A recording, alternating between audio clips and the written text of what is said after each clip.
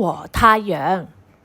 北風和太陽在天空相遇，都說自己本領強。他們爭得面紅耳赤，也沒得出結果來。最後，他們決定來一場比賽，看誰能使路人脫去衣服。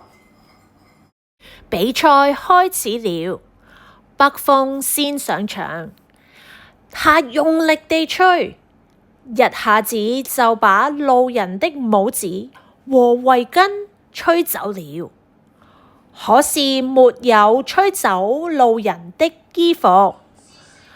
他在鼓足了氣拼命地吹，路人懶得直打冷戰，抓住領口，讓外衣緊緊壘住身體。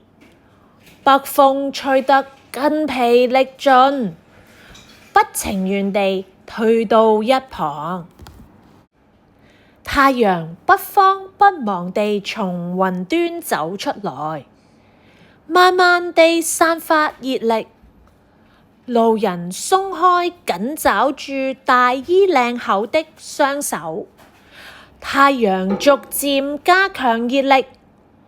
路人掏出手帕擦汗，不一會兒，路人就熱得渾身是汗，於是把大衣、毛衣一件件地脫了下來。太陽勝利了。